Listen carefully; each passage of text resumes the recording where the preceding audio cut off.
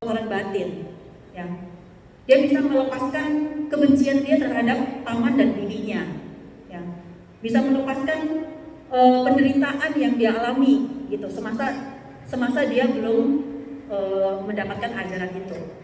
Ya. Bahkan terhadap gurunya sendiri tidak terbesit sama sekali kebencian ataupun kemarahan, dendam terhadap gurunya. Ya. Nah, saya diajarkan oleh guru Milarepa bagaimana caranya untuk bisa keluar dari rasa sakit itu, gitu, ya. Dari teknik meditasi beliau, bagaimana, ya kan? Waktu itu guru Milarepa bilang, kamu meditasi, ya, coba mendengarkan suara alam, ya. Suara alam. Saya lagi ada di ruangan altar pribadi, terus saya suruh dengerin suara alam. Gimana caranya, ya kan? Gitu. Ya kalau misalkan ada suara burung-burung, ya kan, atau gini, biar baru bisa, gitu kan. Tapi kalau guru Milarepa bilang, yang kamu dengar itu bukan suara burung, ya, bukan suara apa namanya, suara air, ya, seperti itu. Lalu saya suruh mendengarkan apa, ya? Kamu mendengar dalam keheningan, ya. Mendengar suara udara, ya. Suara angin, ya. Gimana cara dengar suara angin, ya kan? Ini kalau di pegunungan sih mending kan, gitu kan. Tapi guru Milarepa, dia bermeditasi, melatih diri, sama sekali tidak keluar dari tempat pertapaannya. Sama seperti saya, di ruangan meditasi, dia pun juga hanya di dalam gua, ya, di dalam gua yang dibangun itu, gitu. Dan gua itu pun nggak ada pintu. Memang sengaja dia mau melatih diri terus di situ, nggak keluar dari tempat itu, gitu. Makanya nggak ada pintu, dia bangunnya nggak ada pintu, nggak keluar, gitu. Paling-paling ada satu tempat yang bisa dikasih makanan oleh istrinya gurunya, ya. Istrinya gurunya sudah dikasih makanan untuk dia makan dari satu lubang gitu, ya. Tapi nggak ada pintu, nggak bisa buat dipakai buat orang masuk ataupun orang keluar, gitu. Nah di dalam situ pun juga dia pasti nggak bisa mendengarkan suara udara, gimana ya, suara angin gimana ya, gitu. Menurut guru Milarepa, kalau kamu bisa mendengarkan suara dalam keheningan, udara itu, angin itu, ya kan, kamu pasti akan bisa masuk ke dalam meditasi, walaupun saat itu kamu sedang walaupun saat itu kamu sedang dalam kesedihan. Kalau lagi sedih bisa meditasi nggak? Hah? Lagi kesel gitu bisa meditasi nggak? Hah? Lagi marah bisa meditasi nggak? Nggak bisa kan? Milarepa pasti kunci itu, gitu. Ya. Tapi mungkin ini mungkin tergantung bagaimana masing-masing kita semua bisa, gitu, masuk ke situ. Jadi nggak perlu keluarin unek-unek di depan para Buddha Bodhisattva. Ya kan, kita orang unek-unek dulu, baru kita tarik lagi positif. Nah, tapi ini kita hanya mendengar suara dalam keheningan aja, ya. Jadi di saat itu meditasinya, ya, diajar oleh Milarepa. Tangan saya langsung ke belakang, begini dua, direntangkan ke belakang. Kemudian kepala saya mendongak ke atas. Ya, saya kasih kunci ya dia. Kalau Susun Suci bisa melatih ini, ya, tentunya itu pun juga bisa membantu kita untuk keluar dari kekotoran batin, untuk kita bisa membersihkan kekotoran batin kita, nggak membiarkan kekotoran batin baru untuk masuk, seperti itu, ya. Jadi tangan saya dikebelakangin, ditarik ke belakang, ya, dua-duanya ditarik ke belakang, kemudian kepala saya dongak ke atas, ya kan? Waktu pertama diposisikan seperti ini, saya bingung. Ini maksudnya apa? Ini pegel, saya bilang gini. Saya bilang ini pegel guru, saya bilang gini, kenapa saya harus begini? Dongak lagi ke atas kan, gitu. Terus lagi kayak gini, tegang begini, terus lo dengerin suara udara gimana dengerinnya, ya kan? Dengerinnya lewat mana, gitu kan? Nah itu dia pusing kan. Menurut guru mendengarkan lewat telinga, ya, nggak lewat batin loh. Ya, kalau batin susah kan. Ini lagi ada kekuatan batin nggak bisa. Dengarkan lewat telinga. Ya. Nah, setelah sudah gini, tulis saya nggak tahu nih kenapa begini. Kok bingung. Pas setelah saya itu cerita sama Tangcu, ya kan. Saya disuruh guru apa begini tangannya, ya kan.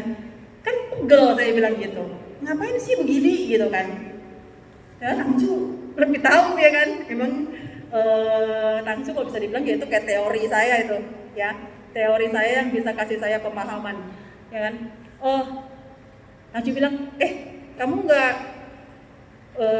tahu nggak biasa kalau orang menikmati alam, ya kan, bagaimana posisinya kalau dia berada di atas gunung, ya dia pasti posisinya akan begini kan, gitu kan, seperti itu. Saya baru tersadarkan. Oh ternyata posisi ini ada maknanya tuh. Saya bilang gitu kan. Oh iya ya, namanya menikmati alam tuh harus begini, ya kan. Baru kita tuh wah seger gitu kan, wah enak adem gitu kan. Terus ngerasain angin kan gitu, angin sepoi-sepoi. Nah akhirnya saya udah tahu kuncinya, ya kan. Nah di saat itu pasti saat lagi ada sesuatu, namanya manusia, bukan hanya kalian yang menghadapi permasalahan, saya pun juga punya, ya kan, gitu. Jadi di saat saya menghadapi satu permasalahan, saya nggak menggunakan kunci teknik yang awal, gitu. Udah menggunakan teknik itu, gitu. Karena teknik yang pertama itu mungkin kebanyakan ada kata-kata yang kurang baik yang harus saya keluarkan, gitu. Tapi di saat melatih ini, ya, menghapus kekotoran batin itu dengan cara yang diajarkan oleh guru Milarepa, itu kata-kata yang keluar di mulut kita itu adalah kata-kata berupa lagu, nyanyian yang isinya adalah doa dan pujian, bukan umpatan, bukan kata-kata yang tidak baik, kata yang kasar, kata negatif yang keluar, tapi doa dan pujian, gitu. Nah, setelah udah nyanyi, ya, guru Milarepa kan pujangga, ya. Guru Milarepa itu pujangga, ya, pencipta syair, ya. Syairnya dia langsung ciptakan saat itu juga. Di saat dia ini langsung tercipta syair, dia langsung menyanyikan itu, gitu, ya. Dan itu diajarkan oleh beliau. Nah, di saat sudah itu menyanyi, udah selesai, langsung bisa masuk ke dalam meditasi, langsung masuk samadhi malahan, bukan meditasi lagi. Kalau meditasi kan kita baru mulai, tapi ini sudah langsung masuk samadhi, tubuh langsung terkunci, bayangkan, gitu, ya. Jadi beliau ajarkan di saat tubuh kita seperti ini, dengarkan suara angin, ya.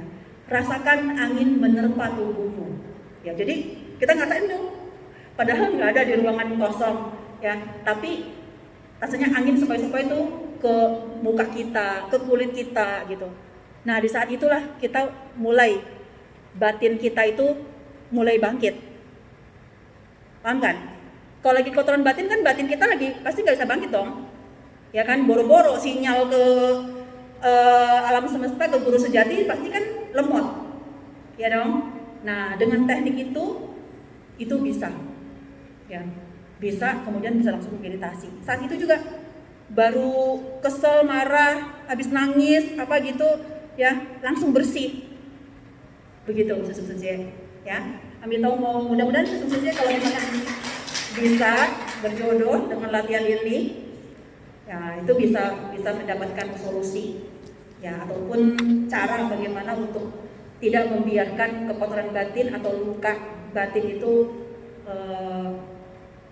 masuk ke dalam hati kita, ya. Jadi sesungguhnya penderitaan dan rasa sakit itu, ya, penderitaan dan rasa sakit itu adalah proses pematangan karma buruk, ya. Tapi penderitaan dan rasa sakit itu bukan yang disengaja, ya. Baru disebut sebagai proses pematangan karma buruk, ya. Halangan dan rintangan, ya. Halangan dan rintangan adalah proses pematangan batin, ya. Batin kamu makin berkembang, ya, makin bersih, makin indah, makin bijaksana, makin tercerahkan. Itu dari halangan dan rintangan yang kita hadapin. Jadi jangan dihindari halangan dan rintangan itu, ya. Bisa dibilang kalau kita melakukan kejahatan mungkin itu mudah, menjalankan kebenaran itu sulit, ya.